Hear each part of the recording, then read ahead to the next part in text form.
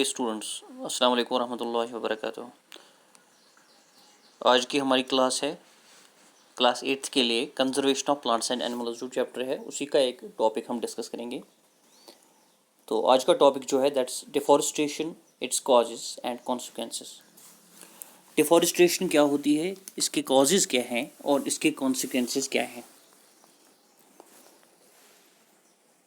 अगर हम डिफॉरेस्टेशन की बात करें, डिफॉरेस्टेशन जो है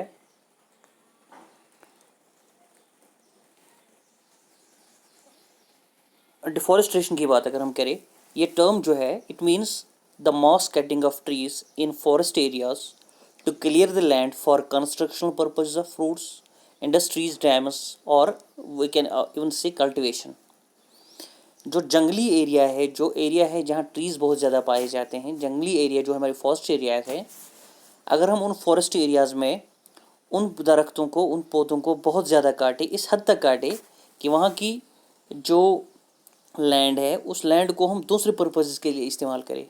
फॉर एग्ज़ाम्पल, हम रोड्स बनाने के लिए इस्तेमाल करें, इंडस्ट्री सेटअप करने के लिए इस्तेमाल करें, या डैम्स बनाने के लिए इस्तेमाल करें, या इवन अगर हम दूसरी कल्टीवेशन के लिए इस्तेमाल करें वो लैंड, तो फॉरेस्ट एरिया को ख़त्म करके जो हम प्रोसेस करते हैं, जो हम काम अंजाम देते हैं, उसकी वजह से जो लॉस होता है ट्रीज़ का, उस प्रोसेस को हम या इस तर्ज अमल को हम कहते हैं this is deforestation. So we can say Deforestation is the process of mass cutting of trees in the forest areas to clear the land for constructional purposes of roads, industries and dams, or even agriculture or other cultivation of other these plants and trees, or cultivation of other crops. The process is known as deforestation. तो ये deforestation हुई। इसके बाद deforestation के causes पे अगर हम आएंगे, तो डिफॉरेस्टेशन के कॉजेज़ की अगर हम बात करेंगे तो दो मेन कॉजेज़ हैं डिफॉरेस्टेशन के, या दो तरीक़ों से डिफॉरेस्टेशन होती है। एक नेचुरली भी डिफॉरेस्टेशन होती है, और दूसरी डिफॉरेस्टेशन होती है ह्यूमन इंटरफेयर की वजह से।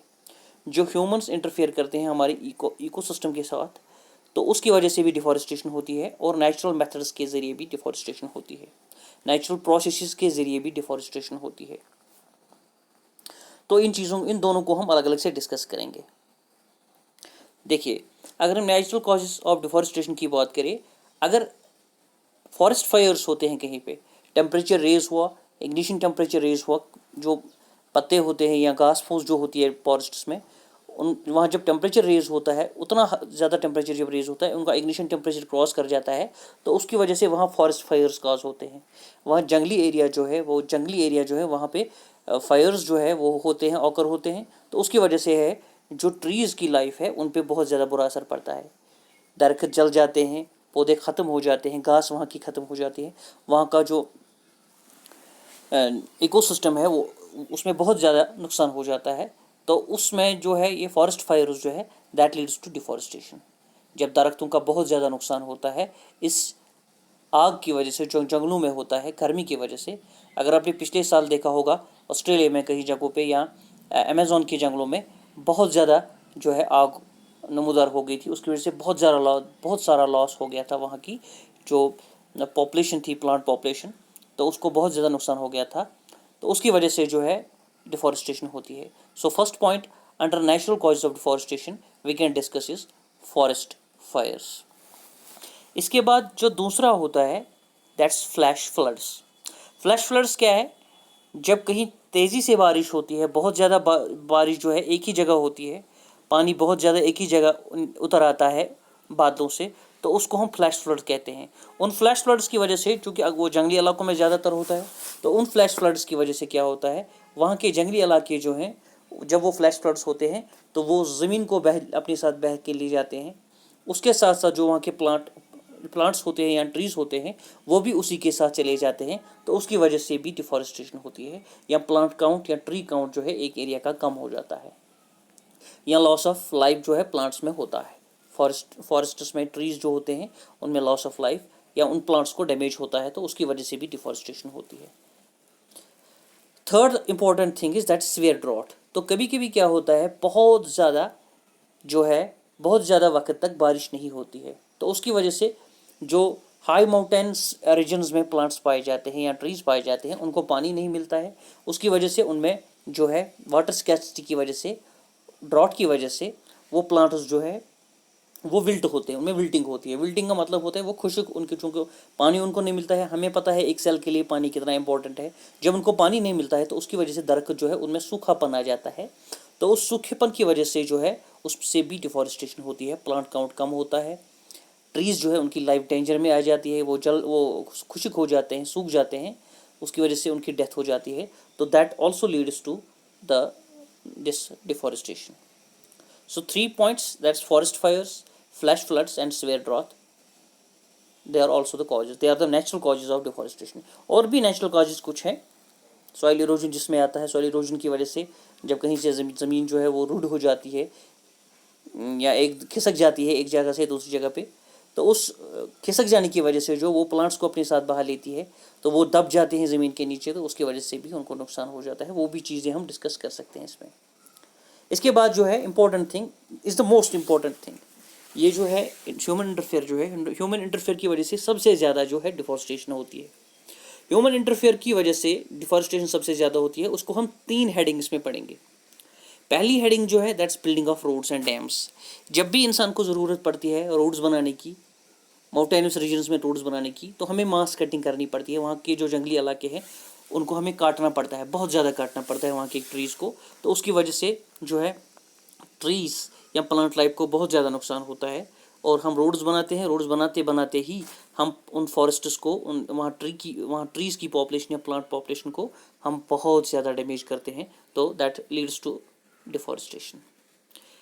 That's roads. अगर हम डैम्स की बात करें, डैम्स चूँकि हम उन्हीं इलाकों में बनाते हैं जहाँ हमें दरिया मिलते हैं, वो तो हम जाहिर सी बात है जहाँ पॉपुलेटेड, जो हाईली पॉपुलेटेड एरियाज़ होते हैं या जो हमारे सिविलियन एरियाज़ हैं, वहाँ तो हम डैम्स नहीं बना सकते हैं, क्योंकि डैम्स बनाना जो है उसके भी अपने कॉन्सिक्वेंसेस होते हैं कि अगर डैम में कोई खराबी आ जाए। अगर आपने उत्तराखंड की पिछले साल की एग्जांपल देखी होगी, तो वहाँ जो है एक डैम जो है उसमें ऊपर से डैम को जो है वो ऊपर से कुछ सीपेज की वजह से जो है उसमें बहुत सारा लॉस ऑफ लाइफ हो गया था। तो इसलिए हम प्रेफर करते हैं कि हम डैम्स वहाँ बनाएं जो माउंटेनियस रीजन्स है, क्योंकि वहाँ जो है वहाँ के रिवर्स जो है उनमें फ्लो ज़्यादा होता है। उसकी वजह से जो है एनर्जी, इलेक्ट्रिकल एनर्जी या बिजली जो है वो अच्छे से बनती है। दूसरी बात यह है कि एरियाज़ हमें वहाँ पे अच्छे से मिलते हैं जहाँ हम डैम्स बनाते हैं। तो डैम्स बनाने के लिए, जब भी हम डैम्स बनाते हैं, डैम्स बनाने के लिए हमें और भी दरख्त काटने पड़ते हैं जहाँ हम डैम्स बनाते हैं। तो दरख्त काटने की वजह से वहाँ भी डैम्स बनाने की वजह से डिफॉरेस्टेशन का खतरा लाक रहता है या होता ही है। So building roads and dams that leads to deforestation. Second point is building industrial areas. तो इंडस्ट्रीज़ को भी हम प्रेफर करते हैं कि उनको हम पॉपुलेशन जो है, जो हमारी पॉपुलेशन है, लिविंग पॉपुलेशन है, उससे दूर रखें, क्योंकि इंडस्ट्रियल वेस्ट जो है वो हमारी पॉपुलेशन को नुकसान ना पहुँचे। वहाँ से पोल्यूटेंट्स निकलते हैं, तो हम प्रेफर करते हैं इन इंडस्ट्रियल एरियाज़ को भी हम वहीं शिफ्ट करें जहाँ इनका इंडस्ट्रीज़ का इंटरफेयर लोगों से कम हो, यानी जो इनकी पोल्यूटेंट्स हैं वो डायरेक्टली स्टीम में ना आए या डायरेक्टली लोगों के साथ इनका अटैचमेंट ना हो जाए, जिसकी वजह से उनमें बीमारियाँ होने का लाक होता है खतरा। तो इस वजह से हम जो इंडस्ट्रियल एरियाज़ हैं वो भी हम प्रेफर करते हैं कि वो हम कहाँ बनाएं, माउंटेनियस रीजन्स में या फॉरेस्ट एरियाज़ में। उसकी दूसरी वजह यह है कि हमें जो रॉ मटेरियल चाहिए होता है इंडस्ट्री के लिए वो हमें फॉरेस्ट से आराम से मिलता है। तो इस वजह से हम इंडस्ट्रियल एरिया को बनाना वहीं प्रेफर करते हैं। लेकिन इस इंडस्ट्रियल एरिया को बनाने के लिए हम जो इंडस्ट्री सेट करते हैं इन माउंटेनस रीजन्स में, उसके लिए भी हमें दरख्तों को काटना पड़ता है, ट्रीज़ को कट डाउन करना पड़ता है। तो that also leads to deforestation. Third point is using firewood and trees as timber. तो ये सबसे बड़ा काज जो है ये है ही, हालांकि ये हम थोड़ा सा कम ही करते हैं, ज़्यादा अब नहीं करते हैं, हमारे पास अल्टरनेटिव्स हैं इसके लिए। अगर हम फॉरेस्ट फायर्स की बात, ये फॉरेस्ट जो है उसमें हम फायरवुड की बात करें, हमारे जो रूरल एरियाज़ आज भी हैं वो इसी पे ज़्यादा मुनहसर होते हैं। हमारे जो रूरल पॉपुलेशन है उनको फायरवुड चाहिए जो हम वो घर में जलाते हैं पकाने के लिए, और ट्रीज़ एज टिम्बर, जो उनके वहाँ के दरख्त हैं, फॉरेस्ट एरियाज़ के जो दरख्त हैं उनको हम तामीराती लकड़ी के लिए इस्तेमाल करते हैं। तो उस वजह से भी हमें दरख्तों को काटना पड़ता है। तो दरख्तों को काटना पड़ता है, उसकी वजह से क्या होता है, डिफॉरेस्टेशन का खतरा लाक रहता है या होता ही होता है। इसके बाद है consequences of deforestation. Consequences of deforestation होता है कि अगर हम डिफॉरेस्टेशन हो गई तो उसकी वजह से हमारे माहौल या एनवायरनमेंट या हमारे इकोसिस्टम या हमारे बायोस्फीयर पे क्या असरात पड़ते हैं, कौन से असरात पड़ते हैं। अच्छे तो जाहिर सी बातें होंगे ही नहीं, बुरे ही असरात पड़ते हैं। तो कौन से असरात पड़ते हैं ये देखिए। फर्स्ट पॉइंट जो यहाँ हम डिस्कस करेंगे, it leads to increased level of carbon dioxide and other pollutants on earth leading to increased temperature. इस टर्म को हम ग्लोबल वार्मिंग भी कहते हैं। अगर इसमें शॉर्ट में कहूँ ग्लोबल वार्मिंग, तो ग्लोबल वार्मिंग यही टर्म है। क्योंकि जब हम फॉरेस्ट्स जो है उनको कट डाउन करते हैं, ट्रीज़ की पॉपुलेशन को कम करते हैं, इंडस्ट्रीज़ वहाँ सेट करते हैं, उसकी वजह से जो है यहाँ रोड्स वहाँ सेट करते हैं, तो उसकी वजह से है जो पोल्यूटेंट्स हैं हमारे एनवायरनमेंट में, कार्बन मोनोऑक्साइड है, कार्बन डाइऑक्साइड है, सल्फर डाइऑक्साइड है, नाइट्रोजन डाइऑक्साइड है, तो उनकी लेवल जो है वो इंक्रीज़ होती है। ज़्यादातर कार्बन डाइऑक्साइड की या कार्बन मोनोऑक्साइड की बात मैं यहाँ करूँगा, उनकी लेवल बहुत ज़्यादा इंक्रीज़ होती है। तो कार्बन डाइऑक्साइड की लेवल जो एटमॉस्फेयर में इंक्रीज़ होती है, उसकी वजह से जो है एब्जॉर्प्शन ऑफ जो रेडिएशन होती है अर्थ से वापस जब आती है तो उसकी एब्जॉर्प्शन बहुत ज़्यादा होती है। जब क्योंकि एब्जॉर्प्शन होती है एटमॉस्फेयर में, जब रेडिएशन की एब्जॉर्बेशन ज़्यादा होती है, उसकी वजह से ऑटोमेटिकली जो है टेम्परेचर जो है वो इंक्रीज़ होता है। हमारे जो हमारी अर्थ का सरफेस टेम्परेचर जो है वो ऑटोमेटिकली इंक्रीज़ होता है। तो उस इंक्रीज़ होने की वजह से बहुत से और कॉन्सिक्वेंसेस आ जाते हैं। उससे पोलर आइस कैप्स जो है वो मेल्ट हो जाती है, फ्लड्स उससे होते हैं। हमारी जो समुद्री एरियाज़ हैं, सी कोस्टल एरियाज जो वहाँ की पॉपुलेशन होती है, जब चूँकि पोलर आइस कैप ज़्यादा मेल्ट होती है, दरियाओं में पानी ज़्यादा आता है, तो उसकी वजह से कोस्टल एरियाज़ में जो है वो लेवल जो है पानी की वो इंक्रीज़ होती है, तो वहाँ की पॉपुलेशन को भी नुकसान होता है। So it leads to increase level of carbon dioxide. Carbon dioxide की लेवल इंक्रीज होती है या बाकी पोल्यूटेंट्स की लेवल इंक्रीज होती है, तो उसकी वजह से जो है हमारा एनवायरनमेंट या इकोसिस्टम जो है वो बैडली मुतासर होता है, ज़बरदस्त मुतासर होता है, या टेम्परेचर जो है हमारी सरफेस का, अर्थ सरफेस का, वो इंक्रीज़ हो जाता है। दैट ऑल्सो वो क्रिएट प्रॉब्लम करता है हमारी एनवायरनमेंट के लिए। Second point it disturbs natural balance of our ecosystem. क्योंकि हमारे नेचुरली जो है इकोसिस्टम जो ये बैलेंस होता है कि खाना कितना बनता है, यूटिलाइज कितना होता है, फूड चेन्स जो है या फूड वेब जो है वो कैसे चलती है। इसके साथ साथ हमारा इकोसिस्टम जो है उसमें ऑक्सीजन की लेवल कितनी होनी चाहिए, कार्बन डाइऑक्साइड की लेवल कितनी होनी चाहिए, तो ये आपस में बैलेंस होता है। जब ट्रीज कट डाउन होते हैं तो ये सब जो है ये इम्बैलेंस हो जाता है, हमारा इकोसिस्टम जो है, इकोलॉजिकल बैलेंस जो है ये डिस्टर्ब होती है। Third point it leads to soil erosion. हाँ, जब डिफॉरेस्टेशन होती है तो उसकी वजह से नंगे जो है ये पहाड़ जो है नंगे हो जाते हैं। फिर जब फ्लैश फ्लड्स होते हैं या बारिश जब तेज़ पड़ती है तो ज़मीन जो है ये खिसक जाती है, तो उसकी वजह से और भी नुकसान हो जाता है। जो हम कल्टिवेटेड लैंड जो हमारे पास होती है, जो हम कल्टिवेशन के लिए इस्तेमाल करते हैं इन्हीं एरियाज़ में, तो वो लैंड जो है, वो क्रॉप भी है जो है, वो भी नुकसान उनका हो जाता है ज़मीन खिसकने की वजह से। So this is also a problem. Droughts, और क्या होता है इससे, ड्रॉट्स होते हैं, खुशक सालियाँ होती है इससे, क्योंकि इकोलॉजिकल बैलेंस जब बिगड़ जाती है, इससे वेदर बैलेंस भी बिगड़ जाती है। कब बारिश होनी थी, कब होगी, ये इसमें डिफरेंस आ जाता है। वेदर बैलेंस जो है वो भी उसमें प्रॉब्लम आ जाती है, ड्रॉट्स जिससे होते हैं। और स्कैंटी रेनफॉल जो है उसका, जो रेनफॉल पर्टिकुलर एरिया में होनी चाहिए थी वो नहीं होता, रेनफॉल कम होती है। तो रेनफॉल कम होने की वजह से जो है वाटर कंटेंट ज़मीन का कम हो जाता है, तो ऑटोमेटिकली उससे क्या होता है, उससे हमारे क्रॉप यील्ड पे फ़र्क पड़ता है। जो हमारी जो माउंटेनस रीजन्स में या इवन हम नीचे प्लेन्स की बात भी करें, जो हमारे लिए, क्योंकि रेन्स बहुत ज़्यादा ज़रूरी होती है, कुछ एरियाज़ में हम इरिगेशन नहीं कर सकते हैं, रेन्स पे ही सब डिपेंड होता है, तो उसकी वजह से जो है क्रॉप यील्ड जो है उस पर बहुत ज़्यादा बुरा असर पड़ता है, तो हमारा प्रोडक्शन जो है वो नीचे आ जाता है। And fourth important point is that's it affects our physiographic factors which affects vegetation.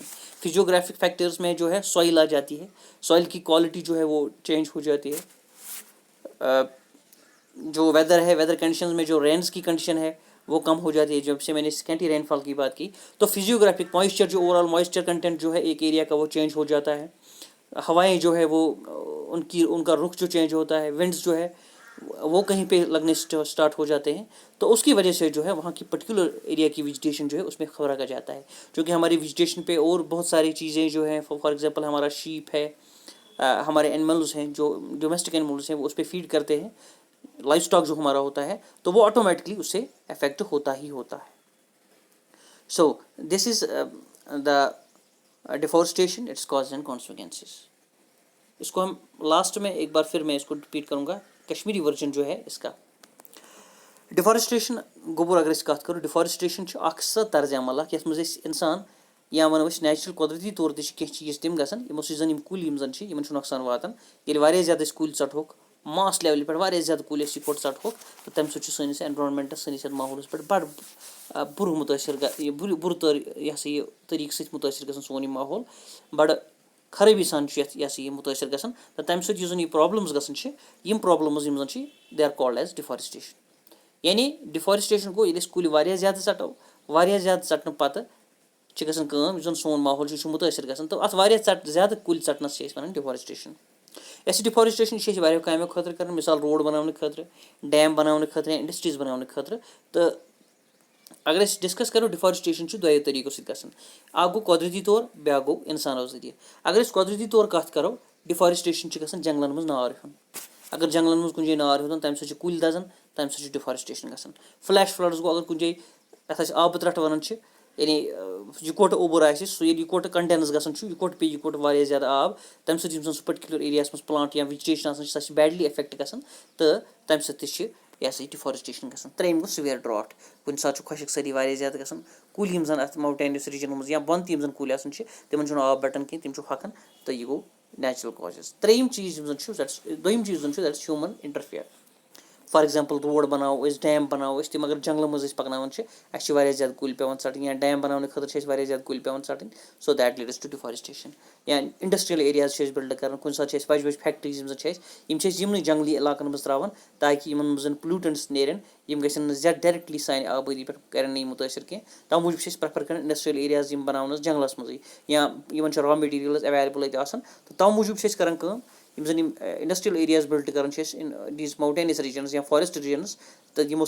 Deforestation ग कुल पे गो षटन या वनो जन डोमेस्टिकली गर इस्तेमाल कर जुन सुन वुन रन खतर या अत तमीरती लकड़ इस्तेमाल कर तो अमे खतर कुल पे षटन सो अमे सह डिफॉरेस्टेशन ग कॉन्सिक्वेंसेस ऑफ डिफॉरेस्टेशन कॉन्सिक्वेंसेस क्या वजह क्या सॉरी अमिक असरात क्या सैनिस समाजस पे या सैनिस एनवायरमेंटस पे गोडनिक इंपॉर्टेंट रीजन सह अमे सह कार्बन डाइऑक्साइड लेवल इनक्रीज गसान सैनिस एनवायरमेंटस मज या बाकी पोल्यूटेंट्स तम इनक्रीज गसान तो तमो सह टेम्परेचर इनक्रीज ग्लोबल टेम्परेचर गसान increase global warming one global temperature increase गो तम सह गसान सरफेस टेम्परेचर इनक्रीज अर्थस तो तम सह प्रॉब्लम्स गसान for example polar ice caps melt गसान या कोस्टल एरियास मज आबादी जमंदर नजदीक तक आब बढ़ान तिमन प्रॉब्लम गसान तो अत अलाव चूंकि pollution carbon dioxide level increase गि तो इंसान पे तमिक बुर असर पे अमे पे गो दोम चीज is disturb natural balance of our ecosystem जन सोन इको सिस्टम जन सैनिस एनवायरमेंटस मज इकोलॉजिकल बैलेंस तथ बिगाड़न चूंकि नेचुरली अस गोस ऑक्सीजन कूत गोस कार्बन डाइऑक्साइड कूत गोस अत मकदार अल्लाह ताला थमस पान नेचरन थमस मकदार तो सह मकदार यन सह डिस्टर्ब ग तो ऑटोमेटिकली सान इकोलॉजी पे या सैनिस इको सिस्टमस या एनवायरमेंटस या इवन बायोस्फीयरस पे असर पे सॉइल इरोजन जमीन अमे रुड़ ग अगर डिफॉरेस्टेशन ग ड्रॉट्स मतलब गई खुशक सली अमे ग सेकेंडरी रेनफॉल गो अमे रूद बिल्कुल पेवान तिक वेदरस पे अमुक असर पेवान अच्छा एंड ये सात सेकेंडरी रेनफॉल गो तम ऑटोमेटिकली सोन यील्ड जो क्रॉप यील्ड सह रिड्यूस ग या वनो सन पैदावार अत पे जबरदस्त बुरा असर पेवान तो अस वुचमुत वन यह तम वात रूद पे ये सात जरूरत it is all because of this deforestation तो त्रेम या चूर इंपॉर्टेंट चीज फिजियोग्राफिक फैक्टर्स गई ये एनवायरमेंटस मज रोजान अत जन सॉइल क्वालिटी मॉइस्चर यह विंड स्पीड यह क्लाउड्स अत सारे चीज़न पे असरात पेवान बुर असरात पेवान सान सॉइल टेक्सचर या फर्टिलिटी ऑफ द सॉइल अत पे असर पेवान तो जन फिजियोग्राफिक फैक्टर्स सान एनवायरमेंटिक जन important for crop yield in पे बड़ बुर असर पेवान तो ये पे गई consequences of deforestation thank you very much